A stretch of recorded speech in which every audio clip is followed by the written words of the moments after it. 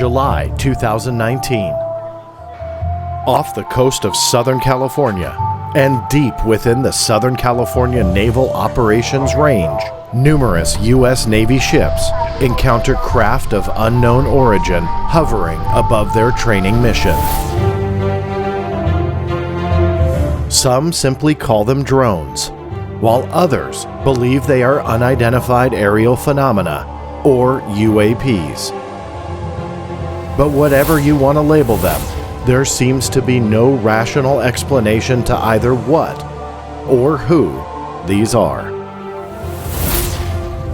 My guest today is Emmy award-winning television producer and cinematographer Dave Beaty, acclaimed creator of the Nimitz Encounters film. Dave has attempted to tackle these mystery drone encounters with the U.S. Navy in order to figure out what really happened in the Pacific. What was splashed? Mark bearing and range. He has established numerous contacts from within the Navy, and he has filed numerous Freedom of Information Act cases, all to uncover the truth. Is totally clear, no redactions, released the year before. And the result is a 3-year odyssey which involves missing military files, runarounds, spooked witnesses, and esoteric references to drones hovering above naval vessels within official records. Stay tuned. You're about to journey inside the Black Vault.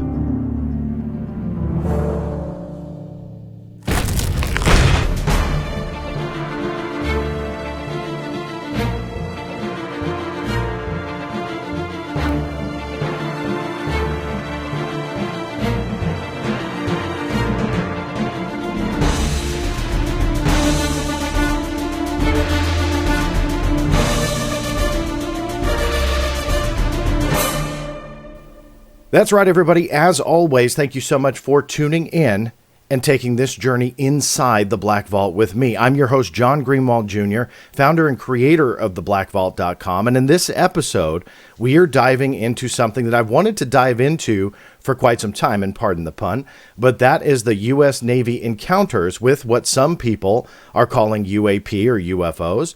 Others are calling them drones. Others just want to call them reflections and something that aren't really there. Depends on who you're listening to.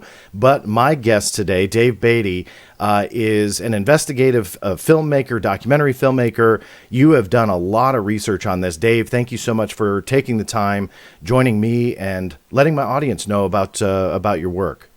Yeah, I appreciate it, John. It's a very intriguing topic today, and I appreciate you giving me the time to talk about it a little bit. Absolutely. And where I want you to start is just kind of the brief overview of what we're talking about for those who aren't aware of the 2019 encounters and what you ultimately spearheaded going after. I mean, you made the Nimitz Encounters film, which I mentioned in the top introduction, but you made the Nimitz Encounters film, which was wildly popular. It was excellent and very well done. If anybody hasn't seen it, the link is below in the description. So you obviously have looked into encounters like these, but just kind of nutshell version for me, what happened in July of 2019. What are we talking about? Sure. And I mean, it was that film that eventually springboarded me into learning about this event that occurred in essentially the same exact place that the Nimitz Encounters happened in, and that would be what they call the SoCal Op area. And it's a Navy acronym that is basically the Navy's training areas off the coast of San Diego, California. They have about 120,000 square mile training range out there. And, the ships go out all the time, 365 days a year, and conduct training operations. In this case, in 2019, there were, quite a few vessels out there that were operating together, doing pre-deployment workups in July of 2019. And so they were going to be deployed to the Indo-Pacific theater of operations in a, semi-peacetime kind of deployment that they do. And before they go out there, there's oftentimes new sailors aboard these vessels. they go out and practice all of their skill sets and procedures and so on. Test firing weaponry, rehearsing medical emergencies, launching helicopters, launching jet fighters, and conducting simulated air defense exercises. In this case, there were a whole bunch of destroyers out there that were operating together, and destroyers sometimes do anti-submarine training, they do anti-air training, and they were operating out there together called, I think it's called Destroyer Squadron 23, or Desron 23. And what happened really, based on what I originally found out, was that they began observing mid-month these lights that were logged as either UAV, they would sometimes use the term UAVs, like unmanned aerial vehicle. They would put down unidentified drone. They would list UAS, unmanned aerial system, in these descriptive log entries that I began seeing. So this went on night after night on one of the destroyer logs that I first received. And again, by getting to the end of this log, I didn't really have too much information because, again, I knew that they were seeing these objects, but I didn't know what that meant, whether they were part of some training exercise. Maybe the Navy was conducting some kind of training with drones. I mean, you imagine today's Navy, they are operating drones, and perhaps that was what I was seeing in these logs. But through some sources and contacts that I had made, I eventually learned that I don't think that these were something that the Navy expected, nor being operated by our Navy. And what were the logs that you're referencing right now? What ship was that for? That was the USS Kidd. And essentially somebody had contacted me and had clued me into these events that were happening on the USS Kidd, the destroyer.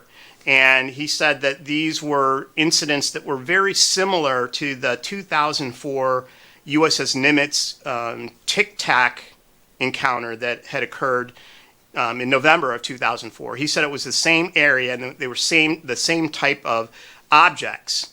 And he said, he asked me if I had heard about this incident in July of 2019, and I said I had not.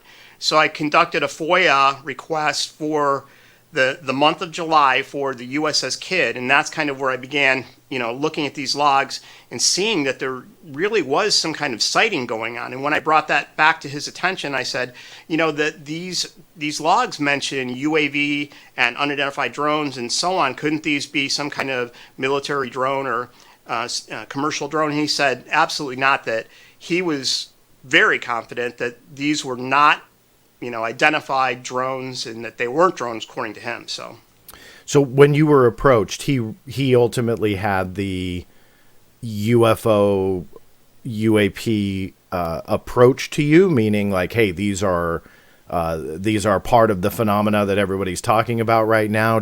How did he or she, I'm just saying he generically, but how did they phrase it to you that set you off like, hey, this is something I want to investigate? Well, when the gentleman first contacted me, it was basically because I had requested military service members reach out to me if they were aware of military sightings of UAP, and this was at the end of the Nimitz film that I did.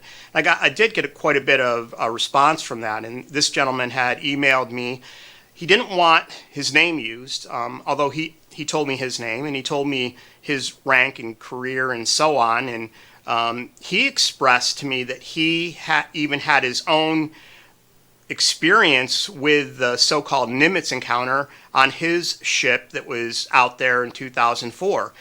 He was serving on the USS Chaffee, a destroyer that's part of the Nimitz Carrier Strike Group at the time. And he said to me that he was out there in the same water with the Nimitz, and that he experienced a very similar air intercept of what he said was a Tic Tac object, but I do not believe that this was the same incident that occurred on November 14th with Commander David Fravor and Commander Alex Dietrich. the fighter pilots that have come forward nationally in the mainstream media describing this event in 2004. And the reason is because I had discovered previously that ship that he was on was not even there in the Southern California region in November. And they hadn't arrived until after Thanksgiving of that month. But I also discovered that those vessels went back out to the SoCal Air Op area in December. So they went back to port for Thanksgiving, and then in the very beginning of December, they went back out into the training range and began conducting the same exact types of training that I described earlier, launching fighter jets and so on. And this gentleman said he was on the USS Chaffee and that he indeed helped conduct an intercept from that radar room, the Combat Information Center on Chaffee. So it was your, not to step on you, I just want to clarify. So it was through your research you were able to deduce that they weren't there during the Tic Tac encounter that we talk about now, but rather that this is likely something else. Did they give you dates or times or anything else to go off of? No. In fact, it was sort of hard for me to get information from the gentleman. In fact, he never let me conduct a full interview with him or answer many of my questions. He did provide a lot of details.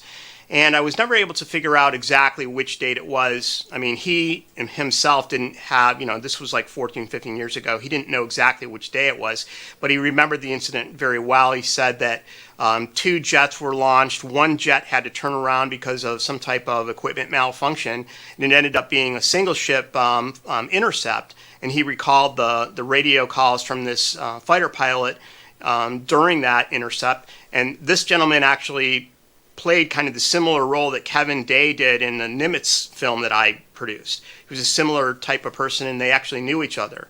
And so that was his perspective of the radar screens on the USS Chaffee conducting an intercept. Unfortunately, I was never able to find a corroborating witness for that case, John. So to this day, it's sort of, I guess anecdotal. It's one person's claim that this happened, and I can't verify it. Mm-hmm.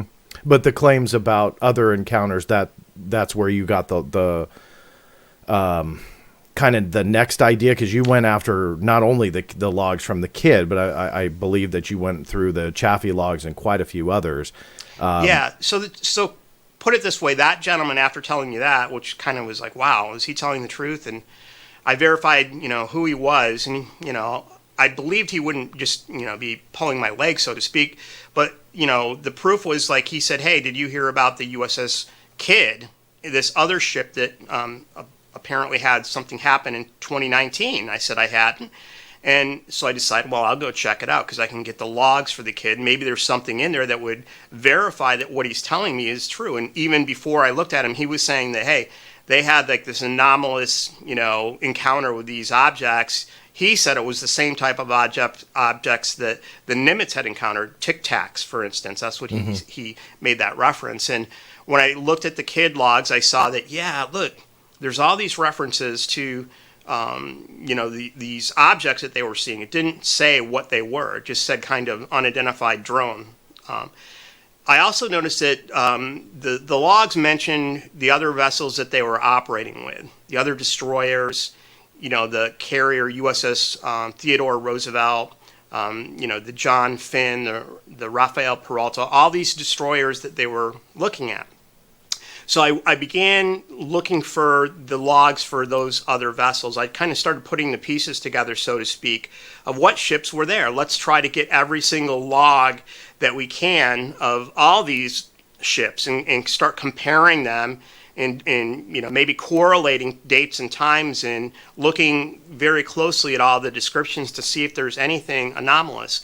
And I think it was about this time that it was Mark Ciccati, another researcher, reached out to me because I was posting a lot of this stuff open to the public on social media. I was sharing a lot of my discoveries, and he reached out to me and said he was also investigating this case and that he had done some FOIA requests himself. So we began sharing documents, and my thought was, well, if he's going after these ships, if he's going after these 4 vessels, I'll go after these other 4 vessels.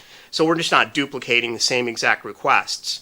and then we can come together and share the material once we receive it. So this was like in 2020, going into that later that year, and eventually we began receiving the responsive records for all these vessels. And sure enough, I mean, startlingly enough, all of these vessels were reporting seeing unidentified drones. And some of the logs are, like the ship is surrounded by UAVs, or there's a white light hovering over the flight deck. Pretty interesting. Also, something I noticed that it was only at night that these sightings happened. I didn't really see anything during the day, but again, at that point, I didn't know if these were some kind of training exercise.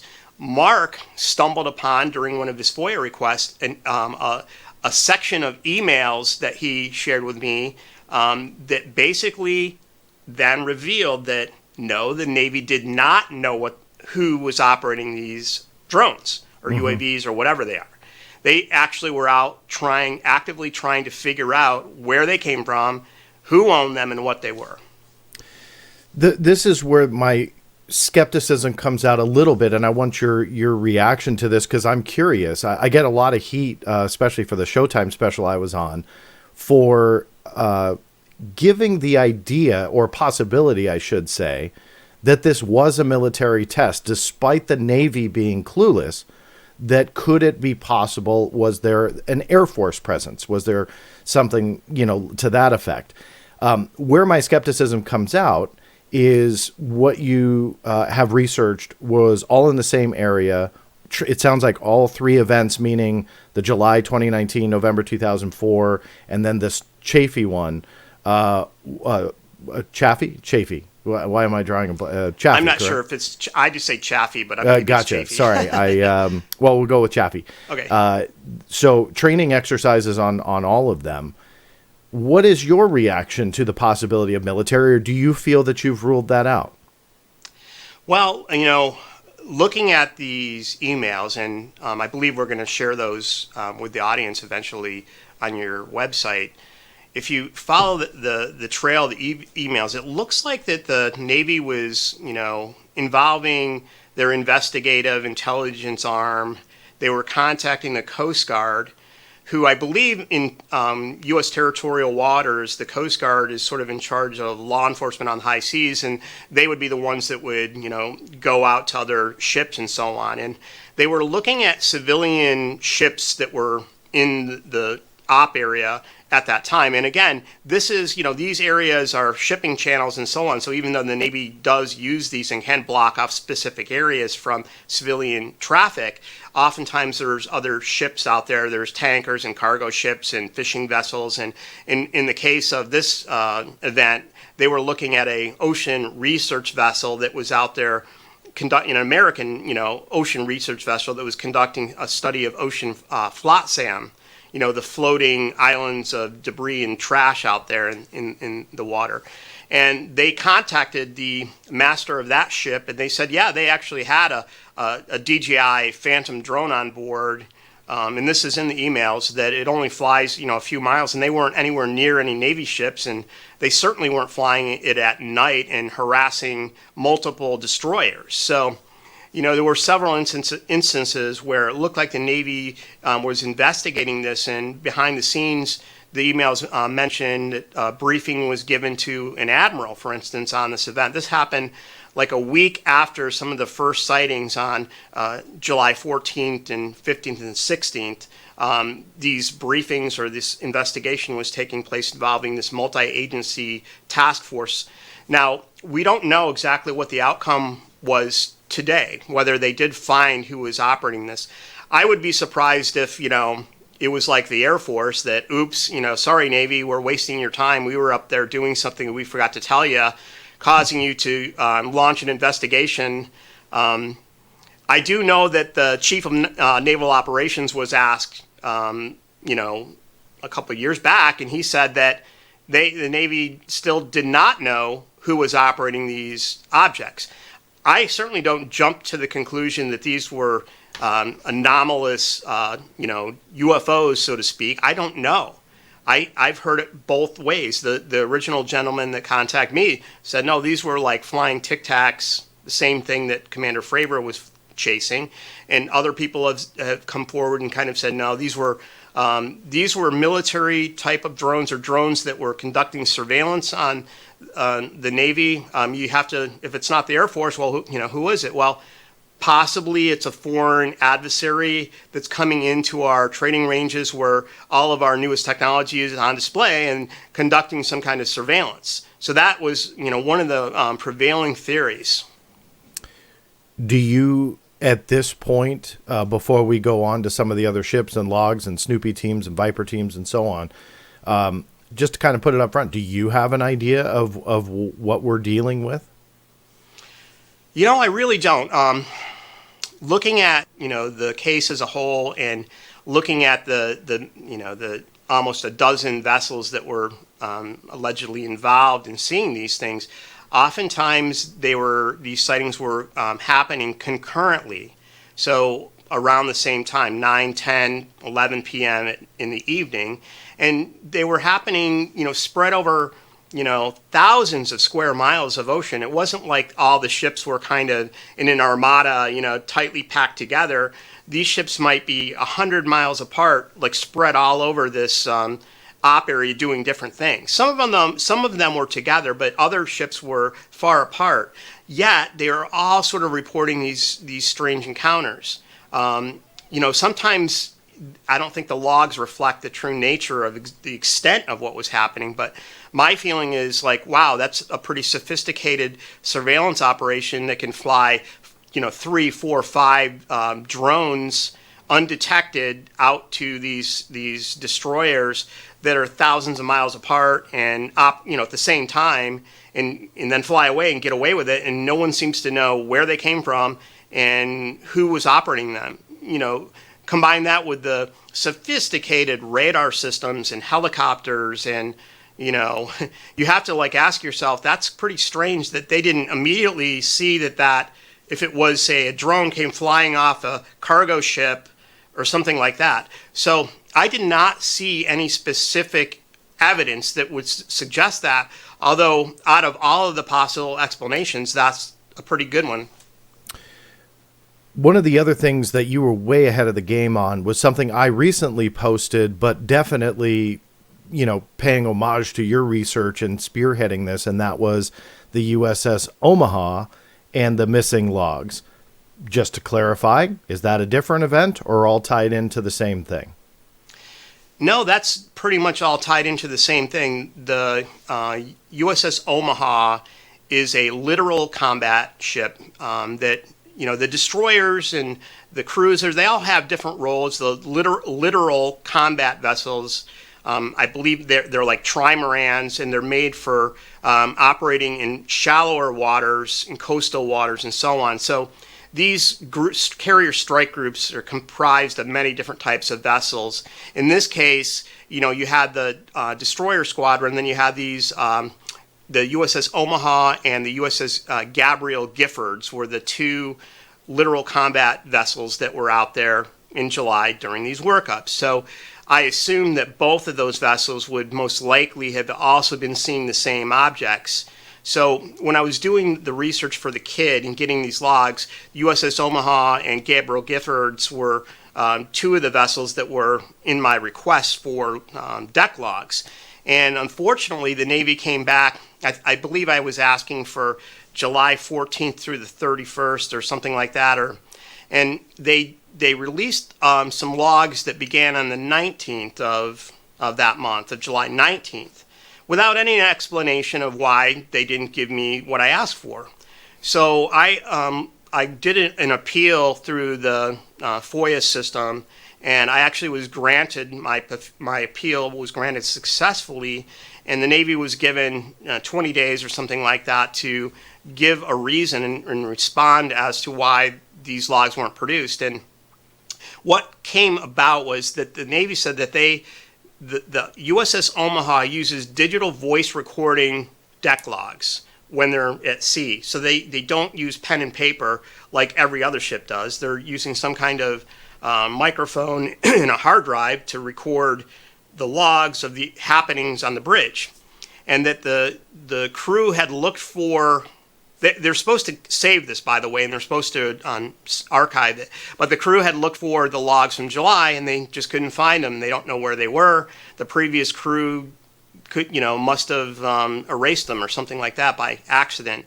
Yeah, and accident. The JAG office actually said, "Hey, you've exposed a problem here.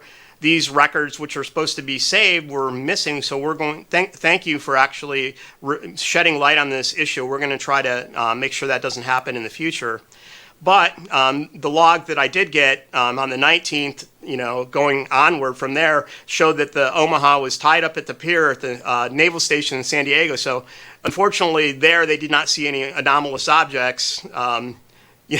Other than maybe some drunken sailors or something on the pier, but they did not, they weren't out there with the ship. So the part of the case that, started on the 14th through, the end of the month, I didn't see anything on that ship. The deck logs are missing as well for the Gabriel Giffords, the sister ship of the USS Omaha, and another destroyer, the USS Pinckney. Also, all of the deck logs are missing for those three vessels. Now, It's incredible work, by the way, putting that together. A clerical error on the part of the crew, and I don't think it's they're intentionally trying to hide it or something like that.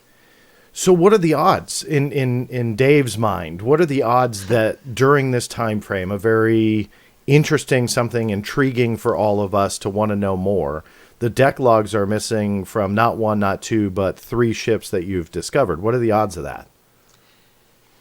I mean, when I looked at the 2004 incident, the main cruiser that saw all the objects, the USS Princeton, those logs were missing too.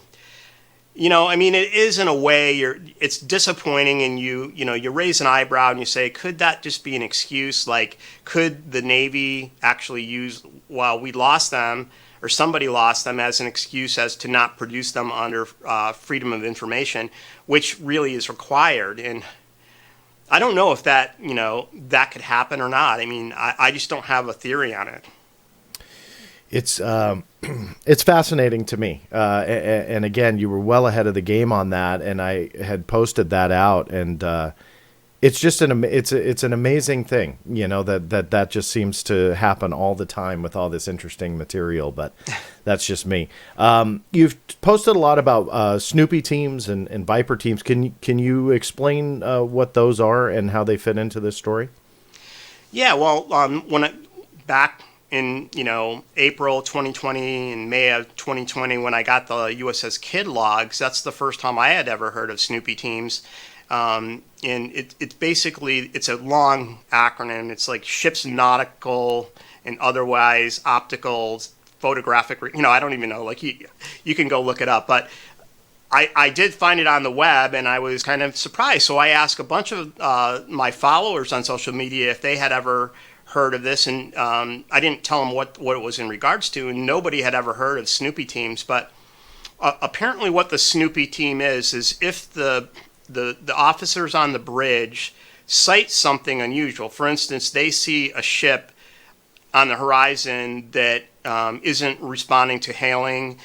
They don't have the identity of the ship, an aircraft that is flying nearby that is not a commercial aircraft, suspicious. They can order this Snoopy Team to run out onto the bridge superstructure high up on the ship and bring cameras and telephoto lenses, and this is sort of commercial video and photography equipment, and begin documenting whatever's there. And then the Snoopy Team's role is to sort of develop a report with this visual media, which is archived and sent off to the different arms of naval intelligence for analysis and so on. So this was the first time I had ever seen that, and these Snoopy Teams were called out when the UAVs were sighted. So they might see an unidentified drone. The next call is away the Snoopy Team. And then, after that, these logs don't go into detail as to, specifically what they were seeing or what the result is. It just says, it might say Snoopy Team is, secured. brought back. And so I was, thinking, wow, I got to find out where these Snoopy records and photos go and get some FOIAs going for that. So Snoopy, I looked it up while you were talking there, Dave. It's the acronym is Ships Nautical or Otherwise Photographic Intelligence Exploitation.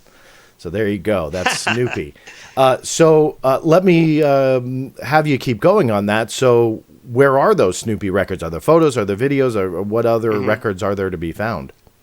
Well, first I went to the Third Fleet, and I said, produce any Snoopy records from the USS Kidd during July 14th through 16th to see where that would get me. And what came back was that it was denied fully under classified information, and they said they had found 6 pages in this particular request that was fully classified.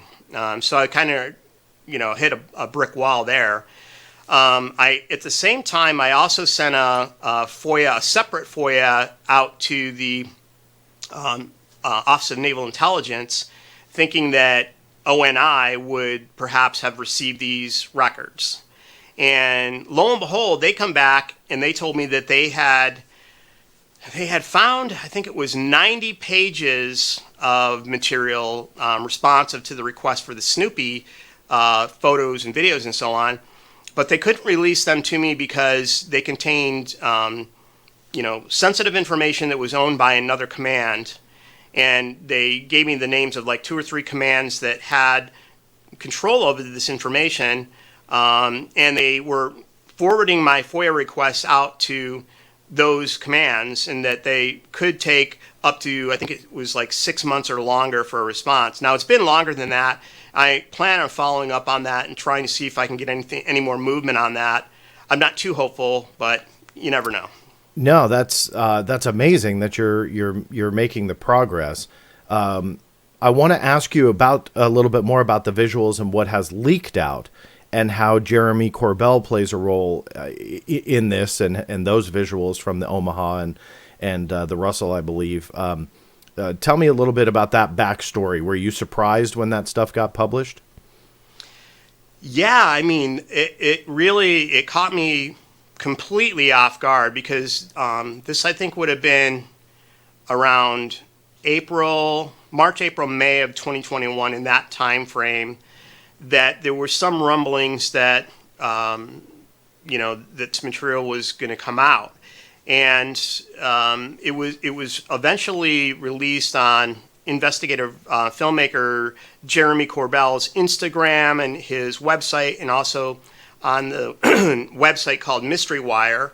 And the first stuff that came out was some photos, I believe, that were from a slide presentation, and then some FLIR monocle, handheld FLIR video that was later determined coming from the USS Russell, which, as you may recall, was one of the destroyers that was in this group that I was studying out there in the SoCal in July of 2019. So this event with the USS Russell happened right in the meat of that sighting, and it allegedly showed, according to Mr. Corbell and Mr. George Knapp's analysis, what they described as pyramid-shaped UFOs. And if you look at the video, which you could find online, it does definitely indeed look like triangle shapes that are it's green, and these triangles are flashing. I know that skeptical researcher Mick West, who often does analysis of UFO videos, quickly came forward saying that this looks like out of focus video, and what we're seeing is the bokeh or the bokeh of the iris of the camera creating the shape, and these are point sources of lights, probably not the actual true shape of the UFO. But this actually was right around the same date, and in the articles and blogs that were coming out, that team of reporters said that these video and slides were actually leaked from the UAP task force that was mandated to present a report to Congress and the American people that June of 2021. So this was right before that. And so they were making the claim that this video came from a a briefing that was given to somebody, and that they had somehow secured this content, which was quite amazing. I want to ask you, just to clarify, you had said you had heard rumblings about this. Are you talking about, because I don't recall, was that maybe Jeremy had teased it a little bit, or were you hearing from maybe your sources? Yeah, I mean, I don't know specifically the date, or, I don't think that it was, way before that. It was just basically that something was going to be dropped, and that everybody on social media that follows this stuff kind of gets ready when they're saying that they're dropping something important coming up. And it was a pretty big bombshell, I think, that week. And that wasn't the only video that came out. Soon after, another piece of video was released that, was actually the video portion of the slide graphic that was in the first release. There's a slide that was part of a PowerPoint. So then Jeremy released a couple more clips of video that showed, what I would assume would be the FLIR screen from the USS Omaha that was filming what he said was a round spherical UFO that descended into the ocean. Yeah, it was amazing to me when that whole era was. I've said this on this program a couple times. I'll say it now again. It's mysterious how all of that just stopped, though. The UAP report came out, and what was leaking like a sieve from the UAP task force or the military, wherever this stuff was coming from, mysteriously just stopped. Now, I know Jeremy has said that he has other stuff, and he's doing proper vetting, and that's great. I hope he does come out with more stuff. Did you find that strange that, number one, it was coming out like literally these leaks like a sieve right before the UAP report? But the second part of my question is the fact that the Pentagon was authenticating this imagery, with my caveat of saying they never said that they considered them UAP or unidentified. I could never get them on the record for that. But what they were saying was that they were being utilized by the UAP task force. So we're kind of halfway there to these being, true, what they would define as UAP. Were you surprised at that aspect of the story, that the Pentagon was so quick? I was. I kind of remember that week when, that material first came out, and I was just kind of floored by it because I had been staring at deck logs for the past couple of years of this stuff, and all of a sudden, here's a video of what I had been looking at in black and white ink, Pretty surprising, especially the fact that it seemed to be pretty strange audio on these recordings of the Navy crewmen, exclaiming that, splash, mark bearing range, this thing just crashed into the water or something.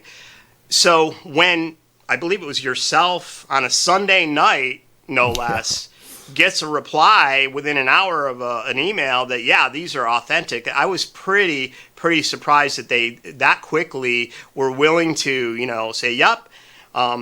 I don't know who leaked them. I hope that it was authorized and there weren't repercussions behind the scenes, because I know that some of these briefings were classified. Isn't that what you understand as well? That's what I understand as well. They were classified briefings with unclassified elements, and that was what Jeremy Corbell had published, were the unclassified elements, meaning the briefing slides, and the way you can determined those are unclassified. For those who don't know, Dave, I'm sure you're well aware. But you'll see a U in parentheticals. So in parentheses, that U differentiates unclassified information. The videos don't have any slate or anything that say that they're unclassified, but Jeremy has conveyed that through his reporting. So we know that those elements are unclassified, but the briefings they come from are from a classified briefing. I've tried to get more information on that, sure, but very, very hard to do so. But anyway, there's a little bit of context to it. But I did also, I'm just going to throw in there that I had a third party confirm to me that they had seen a briefing and that material from the Omaha was included in that briefing. So that's wow. Then that takes me to my next question, and this is something that I had recently published here in the last couple of weeks, which tied into requests going back to when Jeremy had published these videos with a couple of the dates and times and ship names and so on. And one specifically was the USS Russell, which you've already talked about. And my FOIA request was for that. And what I mean is I was looking for reports, memos, photos, videos, anything that pertained to encounters with these craft or drones. I called them drones in the request because that was what the documentation said. The slides had said UAVs as well. So it all kind of was able to be provable should the Department of Defense push back on the FOIA. I could say, hey, look, your spokesperson said these are real. This is what they say. So we know, ergo, the incident really happened in this way. That never happened. They didn't push back. But from a legal sense, that's why I always do it like that. The return, however, was nothing on the USS Russell or captured on the USS Russell when it came to imagery. But what came back was a USS Paul Hamilton slide, which had plotted where the ship was in relation to multiple contacts with the unknown, and then the 1 star indicated where a photograph was taken. Now, that was already published by The Drive. That was not new. But what also came that was new when I got it was like a 6-pixel photograph, but that was it. And after I did clarify, it was taken also from the deck of the Paul Hamilton. So what happened to all of the Russell material? I don't know. I'm still trying to do that through FOIA. So that prefaces my question to you, Dave, is that hearing that, where is all that material? If we already know that it's real, why isn't the Navy releasing it in situations like this? Or have you had better luck with FOIAs going after the same? Well, I haven't had any luck going after photographic, media, videos, that sort of thing from any of the ships. I did explain the whole Snoopy team, the official Navy Snoopy teams that are going out and filming these things and making reports. When I look at the leaked material from the Omaha, it seems to me that this stuff was being filmed by somebody's cell phone camera. Now, I don't know if the Navy gives the sailors cell phone cameras that they can walk around and film on the bridge and film the FLIR screens and the radar screens, and that this is kind of, there's some way to even actually access that material in a FOIA. I don't really know. But again, I haven't had any luck at all getting any visual information. So these guys that have gotten this stuff, it's really helped me out a great deal. So for USS Russell, I had been waiting to get the deck logs for that ship for approximately a year. Normally, this process for a deck log might take 2 months, but in the case of the destroyers that I was trying to fill in the blanks from July, I believe it was 17th, when Mark Ciccotti's logs ended, to the end of the month. So there were about 5 or 6 ships that I basically, in a checkerboard, didn't have any information on what happened. So I had requested from July 17th to July 31st. And I had to push on the Navy quite a bit to actually find out what happened. And some emails, came back to me expressing what had occurred. And they said that my request had been put together with, quote, UAP requests and sent to, I guess what they said, the big Navy in the Pentagon, DNS 36, the Chief of Naval Operations, FOIA department, for further review. So I'm like, oh, great. I'm never going to get them now. And I did reach out to that office and their FOIA liaison officer, who confirmed that, yes, they had my request and that they were reviewing them. And then he said he was going to approve my request. This went back to around August of last year.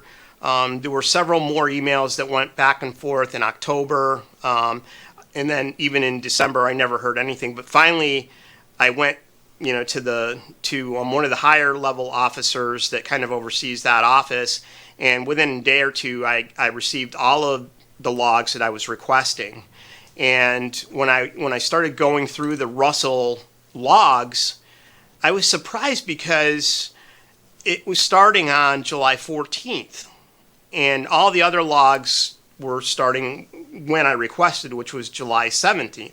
I had already received the Russell logs for July 14th through the 17th, so that we're just talking an overlap here, no big deal. I'm like, okay, well, they just gave me from the 14th to the 31st, which turned out to be what the log was. So I started going through it from the 14th, and I'm going through, and all of a sudden I'm seeing these big blacked out rectangles covering a log that I had already reviewed.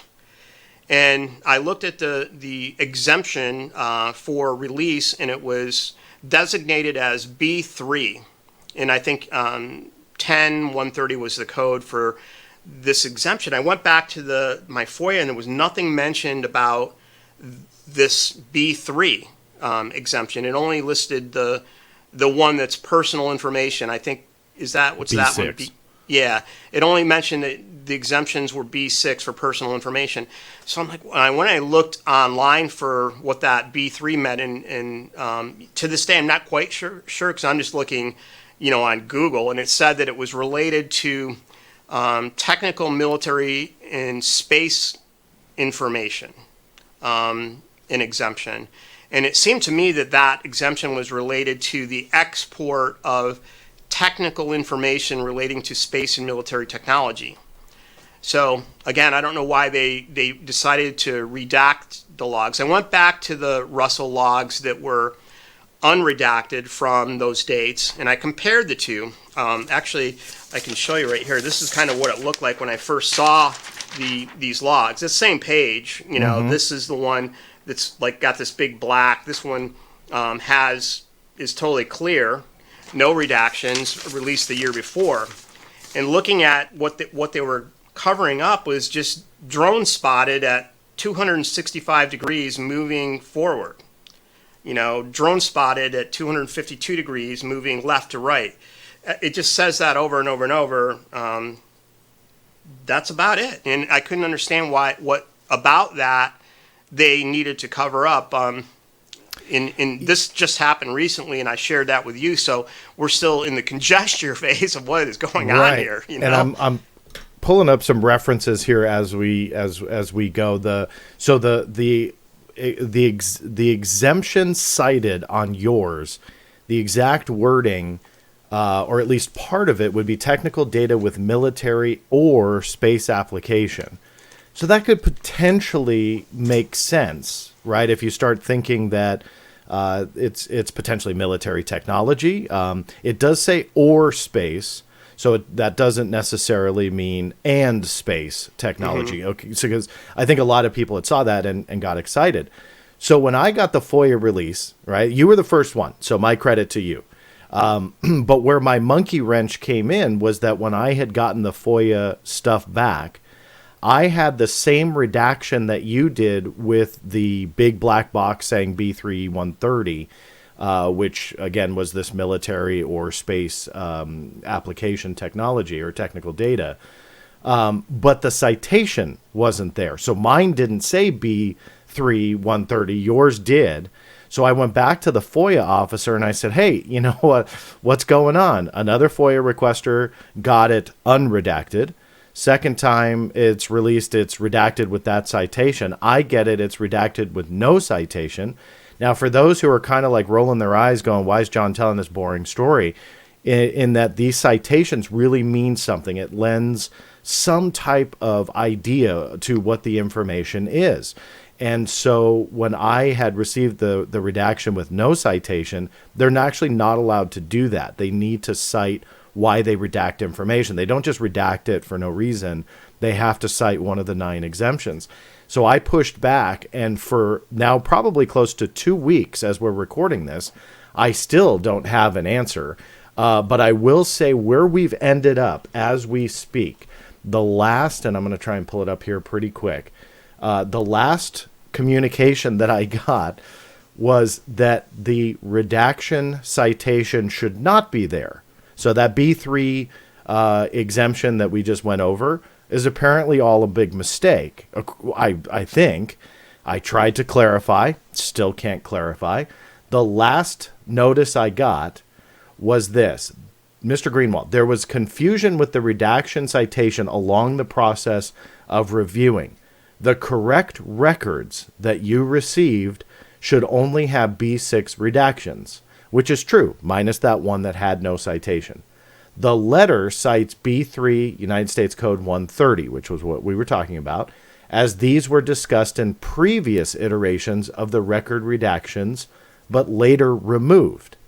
If you have records with B3 redactions, please notify and we will send the correct ones. If that's not confusing, because I don't know what he says, because his attachment was the same record that you just held up with no citation, but the redaction remained. So he's answering my question by not answering my question and adding even more confusion. So I had responded and I said, okay, look, you guys have to cite something on this big black box. And if Dave, if you can hold that up again, and I'll pull you up full screen. And I said, right, so the one on screen left there that Dave's holding up, that is the redaction, the big black box. And then Dave's got the same exact document. There you go. You got it perfect. The same exact document there that has no redaction. And so when I asked him to clarify, that's awesome, Dave. Thank you. So when I had asked him to clarify if that redaction should even be there at all, I still have no clarification. And if it is supposed to be there, then according to him, it should be privacy information. And as Dave gone over, all it was plotting drone points. The right, and correct me if I'm wrong. It was That's correct. Yeah, that's correct. So, and I would add that I have received other logs in the same release that also are using this B3 130 citation in redaction, and looking at, based on what I have seen with other UAV, the entries where they say UAVs and so on, it looks to me like that's what's being redacted. The strange thing is, like, okay, I see you redacting when they say they spotted a drone. But then I went through the logs and I would get down, like 7 pages later, and I see, wait a second, they spotted a drone here, but you didn't redact it. So I'm not exactly sure what is in there that's triggering this. Is it the word drone? If they use the word UAV, it's okay. If it's drone, then they redact it. I don't know. If it was either military technology or a foreign adversary, and the detection of either would be classified potentially on some level, that's fine. They black it out and redact it. Yeah. But this is such a mess on something that, skeptics want to believe that it's very simple, where it is just a drone or UAS of some kind. Right. Why all this mess? I know I kind of asked you your thoughts in the beginning of the show, but if I can just ask you again, why do you think there's such a mess with these encounters where if it was classified, just redact it, call it B1, and call it a day? But instead, they're tying this up to UAP reviewing procedures. It's taking 3 times as long to get information from them. And then you have situations like this where, hey, I love FOIA officers, they're my friends. I don't like to bash them. But this particular officer is really kind of creating a lot of confusion and very much unneeded, because if they just followed what they're supposed to do, we'd either have no redaction like you have, or a redaction also like you have with a proper citation. Yeah. I don't know what to believe. Why do you think that is? When I think about the last 2 or 3 years of this whole thing, going back from the very beginning, the person that tipped me off on it was saying, hey, you should look into this because the Navy had this Tic Tac UFO encounter in 2019, and I was kind of skeptical. And then when I started looking at the logs, it didn't really say anything very anomalous. And so going along, it started for me with UAP, and then it went to drones and UAVs, and then it went to the Navy seemingly not knowing what these were and trying to call the Coast Guard to figure out if they could help them identify the operator of these drones or whatever they were. And then we go forward and we see that the UAP task force that is studying military incursions with unknown aerial objects suddenly is taking reports from July 2019 and including them in classified briefings. And then, after this goes to the mainstream media and it goes out there that the mystery drone swarms, were harassing destroyers off of Southern California, and all of a sudden now the Navy becomes aware of it. Now, if you try to get a FOIA request for any of this material, it suddenly goes from the Navy History Command to the Pentagon for review as a UAP request. You see what I'm saying? I mean, it's just twisting around going. In the very beginning, I may have just said, boy, maybe this guy was just wrong. And, his buddy was telling him a tall tale, like, hey, we were flying some new technology out there and we thought it was like a UFO. Tell your buddy, and I wouldn't have been the wiser for it. But really, I think I really say it was kind of opening a can of worms when I first started going down this path. And I think that the public has a better sense of information about it. But then the Navy seems to be pushing back and saying that this stuff is classified. A lot of the material is being briefed to Congress. And that it's military and space applications, it's national security, and I'm kind of probably at the same place I was. I just don't know. How many people have you spoken with, or what you would consider witnesses to these events? Like, how many people have you brought forward, or have been able to correspond with? When I was researching the kid logs for that month, I decided to see if I could contact anybody. The original man that had tipped me off to it, he wouldn't provide me with communication with his friend that served on the kid, that was there that day, that saw these things and kind of reported to him about it. So I never did learn his identity. He did not want to talk to me directly. So I started going out into public, open source areas of the social media and trying to find sailors that were stationed on Kidd during this training workup, which is surprisingly and kind of, it's kind of scary that you can do this, that this material is out there. But the military units do like to keep kind of photographic records and yearbooks and so to speak, and this stuff is out there. It's not like they give you their address and everything, but it's not that hard to find. If you have the rank and the name of somebody, you can sometimes actually quite easily find their email. So I began reaching out to people just innocently to see if they would talk to me. And out of all the people that I contacted, I might have gotten 3 replies asking what I wanted. One gent confirmed that, yeah, he did serve on the USS Kidd. And when I brought up July 2019, that was the last communication. So I say they ghosted me. Like, all of the people I contacted, no one would ever utter a word about it. And of course, they probably can't talk about operations if they're active duty military or even training operations without, permission from higher command and that sort of thing. So I don't blame them.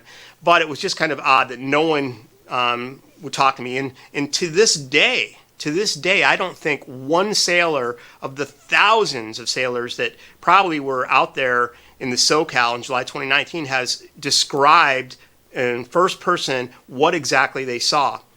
As close as I could get was a Reddit user came forward claiming that his brother-in-law was on the USS Paul Hamilton, and he, spoke to me basically describing this exchange he had with his brother-in-law, who also wouldn't come forward, but he did share with me this exchange, and his brother-in-law told him that the crew thought that these were Chinese drones operating off a foreign-flagged oil tanker, and that when the lights appeared out of the fog around the ship, they were waving and laughing at them because they figured that these were the Chinese just coming to mess with them. So that's about the closest I've got, but somebody's going to eventually spill the beans, so to speak, and actually explain what really happened, but we don't have that. Did any of them, before they ghosted you, tell you that they were, other than their normal, oath that they would take or speaking on behalf of the U.S. Navy? That's kind of obvious, but did anybody mention like being forced to sign NDAs after this, or hey, you saw this, but no, you didn't, so shut up about it, like those types of stories, or did anybody even go that far? No, the gent that had the brother-in-law on the Paul Hamilton is still in communication, and he occasionally would try to get a question answered from this guy who was, by the way, was not active duty Navy. From what my understanding, that he was a defense contractor. During training ops, they do have defense contractors that are there testing their new weapon systems and computer systems on the ships and so on. So he wasn't active duty, but I don't believe that anyone ever that I personally talked to ever said they signed an NDA. The people that I contacted directly that I knew were on the kid that didn't know me from anybody, from Joe, and when I contacted them, they might say, what's in this? Hi, Dave. What's in this in regards to? I say, I'm a researcher and filmmaker. I'm conducting some research on the ship. Do you know anything about the July 2019 training exercises? That was like the end of the conversation. They never responded out of all these people, like the ones that I got to talk. As soon as I mentioned it, boom, they were gone. Now, I don't know if it was because, they looked me up or something, like this guy's not working for 60 minutes, I'm not talking to him or whatever, but I don't know. On that note, is there another Encounters film coming? Can I push a little and see, are you potentially with what you did to the what you did with the Nimitz Encounters and then the film, something with this? Because you got a lot of fans out there, myself included, about your work. So I'm sure they'd love to see it. Well, I think what makes those films, the ones that you make yourself and have been involved in as a producer, are stories. And it's not necessarily the finding the explanation or finding the end result of an investigation. It's telling the stories of the journey, so to speak. What's the mission? What are the people searching for? What are they looking for? What happened to them that changed their lives, and that sort of thing. So as a storyteller, those are the things you need. Right now, I don't have a story. I have like a framework of a very interesting tale, but I don't know, I really don't know what the story arc is. I don't know if these are, some kind of classified aircraft system that's being covered up in a very sophisticated way. I don't know if the Chinese are operating off our, in our homeland waters and conducting surveillance, or even just messing with the Navy, sort of tit for tat for what we do, overseas perhaps.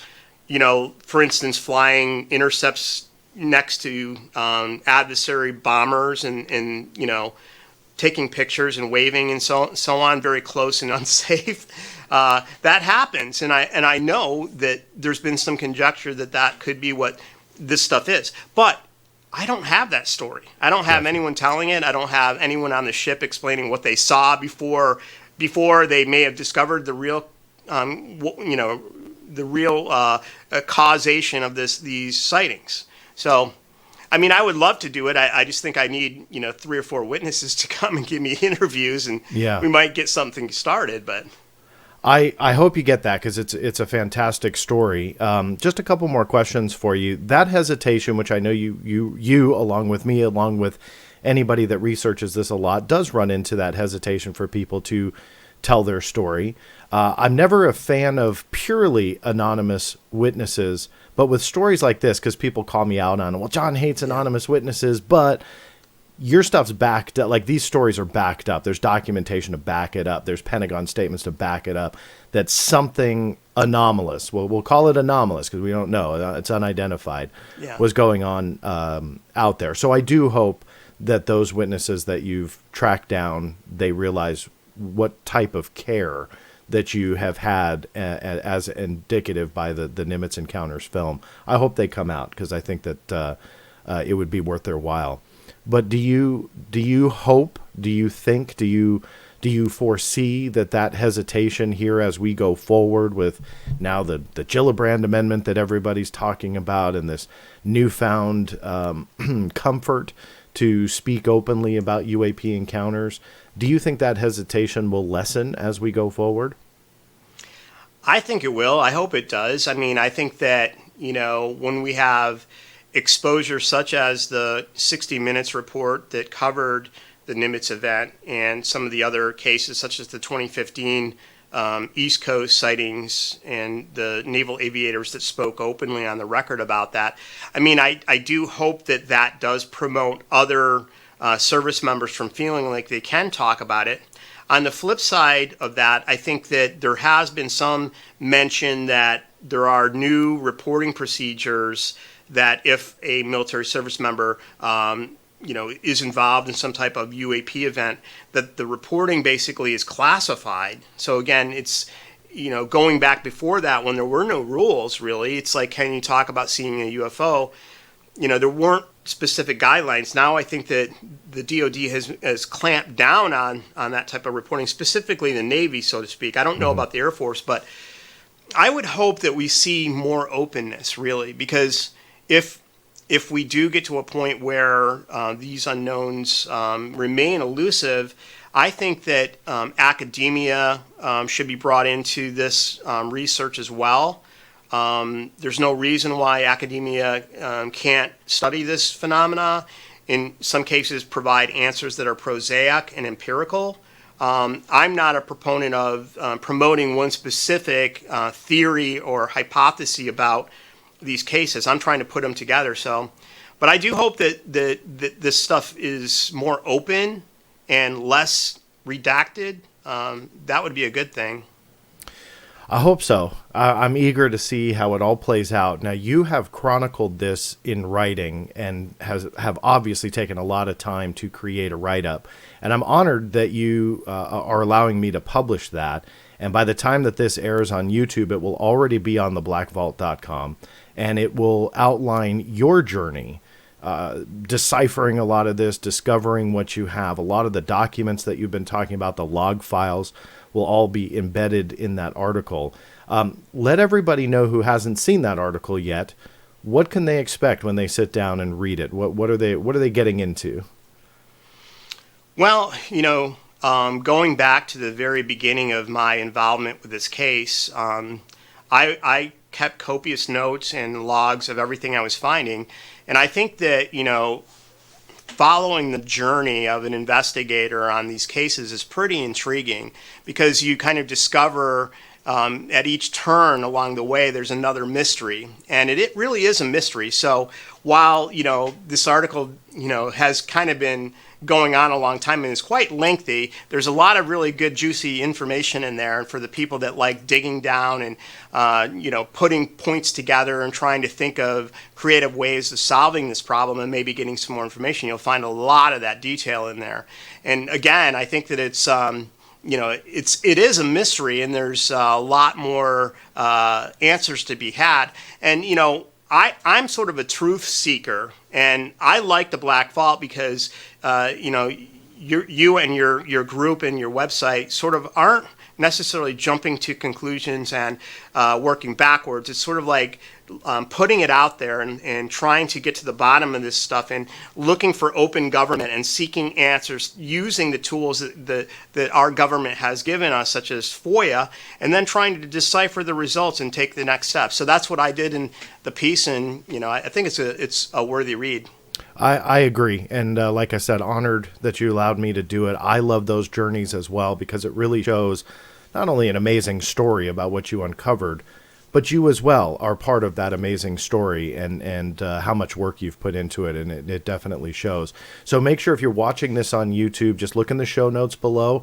You'll go ahead and find the link there. It'll link you right over to the article. If you're listening on theblackvault.com, you'll see it right under this video. And if you're on the audio podcast version, you will see some show notes as well. And you can head over to theblackvault.com and download that article along with everything that Dave has been talking about. Before I close off with you, Dave, is there anything that you'd like to add that I missed during this conversation about these events or anything like that? I don't think so. I mean, again, it's a really confusing case, and it took me a long time going through all the different parts and tracing back through the last several years of the FOIA requests and the responses, and trying to get a bigger picture idea of what the Navy was providing to us and what responsiveness they have provided through the documents that were released to various researchers, including yourself and Jeremy Corbell and George Knapp, and their releases of the USS Russell and USS Omaha footage, to Dr. Adam Kehoe and Mark Sicati and Tyler Rogaway at the Drive, that were providing in really detailed reporting about the same event from a different perspective. So I'm sort of proud to be part of this group that is breaking this new information. Again, I don't have a big news site. I don't have a big YouTube channel that covers defense news and so on. But I think the Black Vault is a good place for my article to live. So I appreciate that, and I look forward to feedback from all of you, not only on this show. So make sure you place your comments below, but on the article as well. I'm sure Dave would love to hear it. Dave, in closing, where can people get in contact with you? Do you have a website? Obviously, you've made reference to Twitter. How is the best way for people to reach out to you? Yeah, I mean, you can reach out to me on Twitter at Dave_Beaty, Beaty. The website that has the Nimitz film is www.thenimitzEncounters.com. And in the article, I'm going to put a link to an email that you can reach out to me as well. And I want to make sure we add this. For anybody who is involved in these events, how can they reach out to you to talk? And what is the best way? Is that email? Do you have any other type of preference? Yeah, so in the article, I provide an email link that I do ask for people that are that have information that want to share that can reach out to me.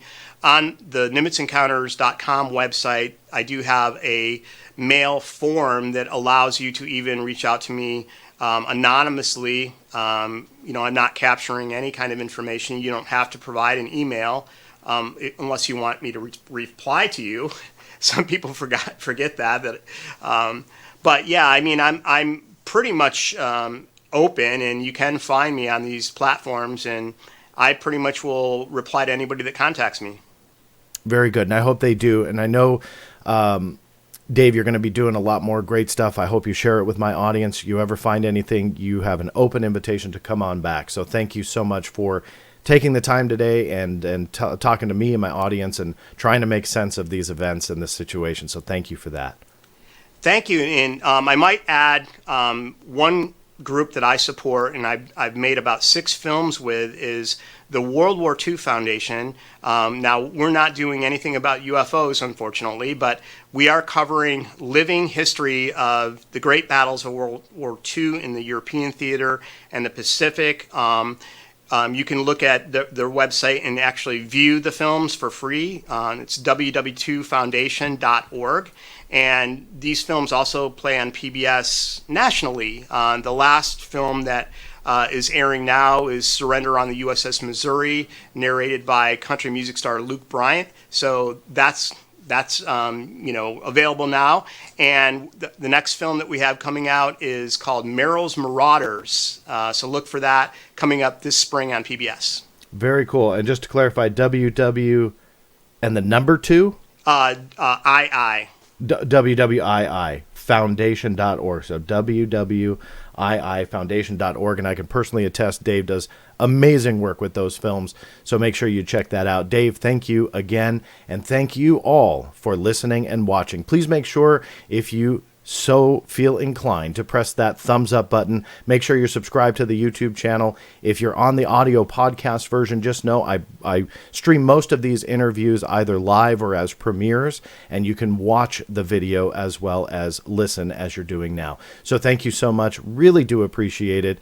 This is John Greenwald Jr. signing off, and we'll see you next time.